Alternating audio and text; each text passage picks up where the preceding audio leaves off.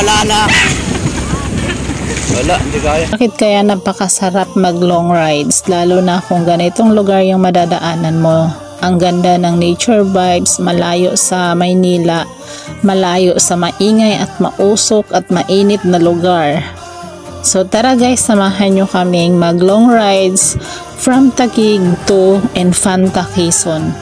At napakaganda ng lugar na to kasi napakalamig. At yung mga daan talagang paikot-ikot siya. 3:30 ng madaling araw nga kami umalis kasi 4 hours daw ang biyahe from Taguig to Infanta Quezon. At ayan na nga kami. Excited na excited sa rides guys. Walang tulugan. So ayan nga, paalis na po kami. So ingat sa amin po sa biyahe.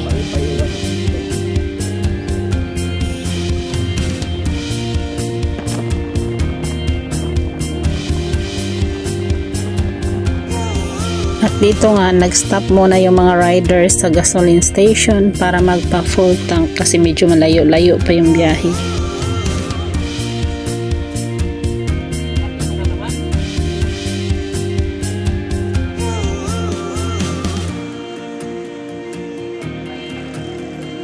So ayun, tapos na magpagas yung ating mga riders.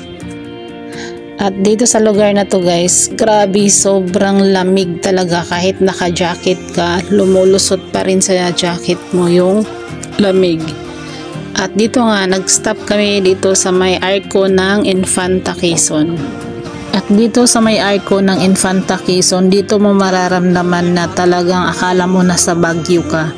Sobrang lamig dito guys, na para talagang nagyayelo. At dito sa lugar na to, sobrang foggy niya. Ang kapal na mga fog. At sobrang lakas ng hangin. 6 AM nga kami nung dumating dyan. Kaya siguro tinatawag to ng Little Baguio. Kasi para talaga siyang Baguio ang lamig niya guys. Na talagang nakakanginig ng panga.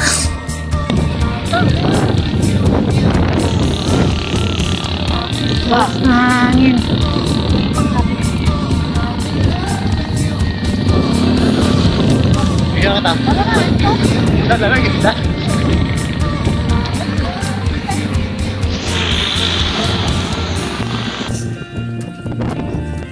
Hindi na mo mabasa. Hindi makita. Ayun, maganda na. Wait, sarap mo yun, no? Pero pag paano, may araw, ano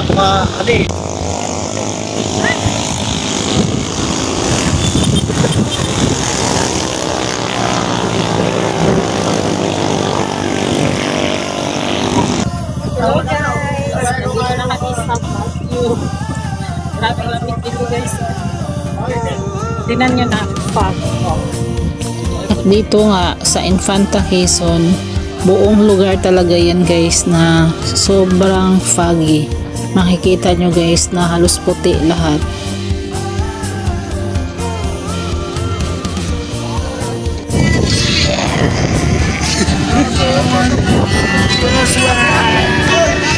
Grabe, parang nag-yelo.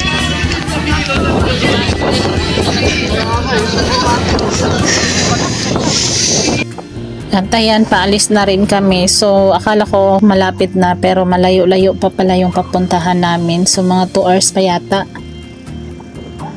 Ang papuntahan pala namin dito guys ay yung Tando Beach Resort. So medyo may kalayuan talaga siya, so parang mga 2 hours pa yung biyahe. At dito mo madadaanan yung puro pa zigzag yung daan dyan guys. So ganito yung gusto ko sa rides, na puro nature yung madadaanan. Sobrang nakaka-relax ng mind, lalo na puro trabaho na lang sa Maynila. Kaya minsan ang sarap din, di ba, mag-relax. Kung gusto nyo ng rides na mahilig din kayo sa nature vibes, try nyo puntahan itong Infanta Quezon guys. Kasi napakaganda niya, kasi sobrang lamig at malayo sa traffic. Sobrang fresh ang air dito guys. At madadaanan pa natin yung Finlac Falls. So dito nag-stop over muna kami dito sa may tulay ng Finlac. Pero ewan ko ba kung paano makaligo yung mga tao dito, na sobrang lamig naman talaga dito sa lugar na to. at sobrang kapal ng fog. Yan guys, makikita nyo, halos di na makita yung kalsada kasi napakakapal ng fog. At dito mo ma-experience yung rides na nakakanginig ng panga sa sobrang lamig. 7 AM na yata yan guys, pero talagang wala pang sikat ng araw. At ayan, sobrang lamig na nga guys. Pagdating sa may unahan, umulan pa. So ayan, nag-stop muna kami. Kumuha sila ng kapote kasi medyo may kalakasan din talaga yung ulan at nakakabasa din talaga. At ang malas namin, wala kaming dalang kapote, sila ang meron. Buti na lang. At dito sa may unahan, may nadadaanan kaming parang court. At dito nag-stop muna kami para magpatila muna ng ulan.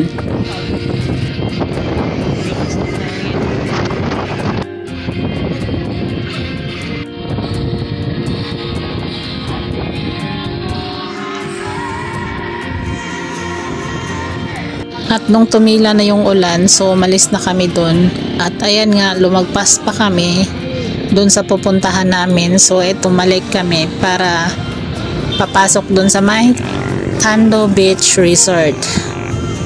At ito na yung way papasok ng Tando.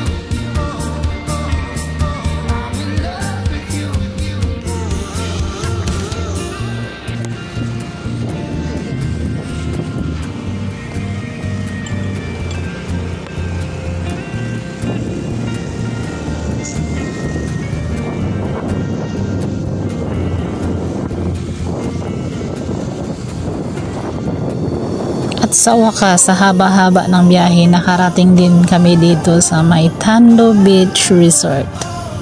So, nandito na kami guys. Ayan yung Tando information.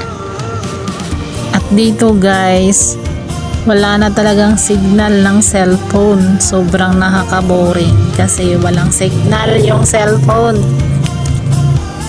At ayan, pagkadating namin, so marami ng tao dyan at halos puno na yung ibang cottage. At salamat naman at meron kaming nakuha pang cottage. At ayan, at plano namin dyan guys mag-overnight kasi napakalayo ng biyahe, 4 hours. Kung uwi kami, so 4 hours din yung ilalaan. Sobrang pagod na. So mag-overnight kami dito para makapagpahinga na bukasan kami uuwi. At ito nga yung nakuha naming cottage.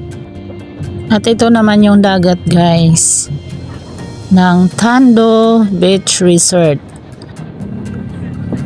Ayan, makikita nyo na malayo yung tubig at maalon. Ito ay kuha ng 12 ng tanghali. So ayan, makikita nyo na hindi malinaw yung tubig at maalon. At so sad, hindi kami nakaligo. At etong oras na yan, mas lalo pang lumaki yung mga alon. Ito yung mga kuha na mga siguro 6 PM. Ayan, sobrang lakas ng alon guys. So nakakatakot maligo pag ganyan. Hindi kami nakaligo nung time na yan. So buong araw talaga kaming hindi nakaligo ng dagat dahil palaki ng palaki yung alon. 6 ng hapon na nga yan, pero mas lalong galit yung dagat guys. Kaya yan, ang ending walang naligo kasi so sobrang lakas pa naman ng alon. Gabi na nga guys nung mga time na yan, so nag-prepare na yung mga kasama namin para panghapunan. At ayan, nag-ihaw sila ng isda. At buong araw nga kaming hindi nakaligo ng dagat guys. Kaming lahat walang naligo kasi Sino bang maligo na ganun kalaki yung alon? So ang ginawa nila, nagtungit lang sila dyan, tapos nag-inom. And then, kinagabihan na tulog lang. Then, syempre, hinintay namin kinabukasan, baka wala ng alon at makaligo na kami. At kinabukasan, ito na nga yung eksena. 6 AM ng umaga, so pumunta kami sa tabing dagat para makapagkape. Para makalanghap ng fresh air. At i-check na rin kung pwede na ba makaligo. At ayan yung ibang kasama namin naglalaro ng basketball dito. At ayan yung dagat guys, ganun pa rin. Galit pa rin yung mga alon, charot. Kaya hindi pa rin kami pwedeng maligo kung ganyan kalakas yung hangin at saka alon.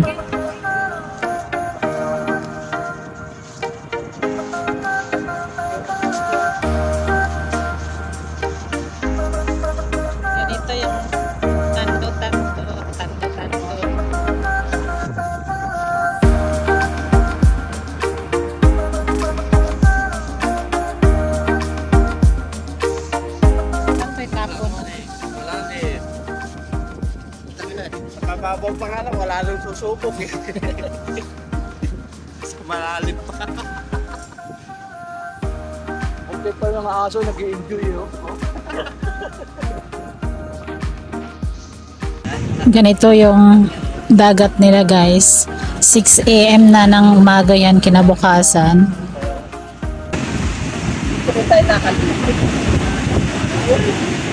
Alright, doon na lang ako sa bahay. No? Lagay na lang ako ng asin.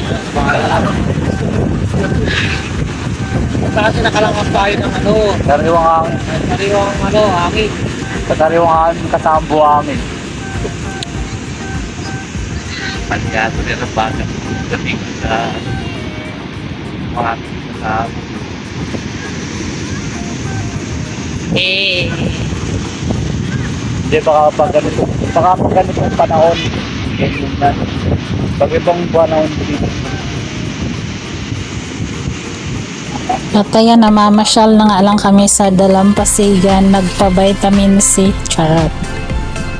At dito, sinusulat ko sa buhangin ng aking YouTube channel, Leia Vlog official channel. At ayan nga, hindi pa nga ako natapos magsulat sa haba-haba ng aking isusulat. Sinira na ng alon yung aking sinusulat guys.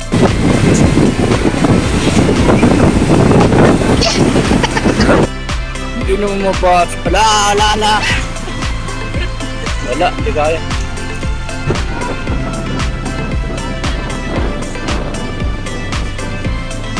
And this time, it's time na magsiuwian ng lahat. 9 AM na nga ng umaga to guys. Nag-aayos na kami para umuwi. Para hindi naman ganun kainit sa daan. Kaya umaga, umuwi na kami kasi wala nang pag-asa na makaligo pa kami ng dagat. Bye-bye. Bye-bye, Tando.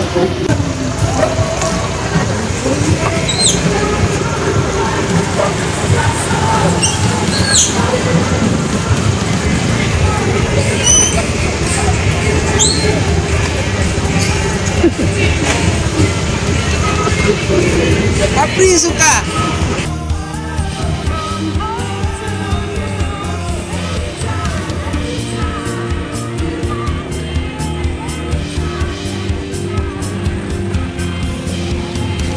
At ayan, pauwi na kami. So ingat sa amin sa biyahe.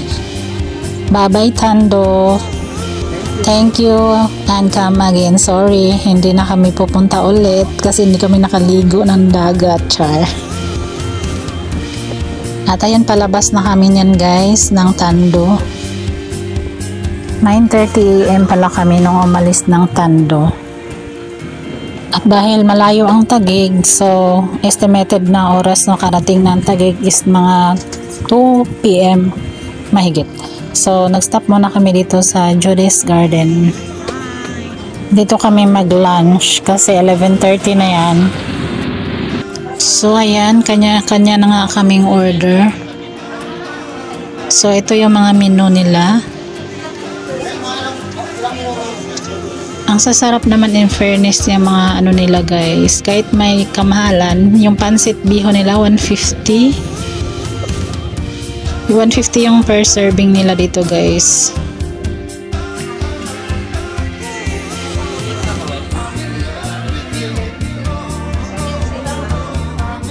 At ito nga yung in-order ko guys, chicken silog at pansit. So yung sa pansit nila guys, sobrang sulit naman yung 150 mo dito kasi kompleto sa sahog at napakasarap ng timpla. So panalo talaga, char. Kain tayo guys. At yan lang for today's video guys. Hanggang sa muli. Bye bye.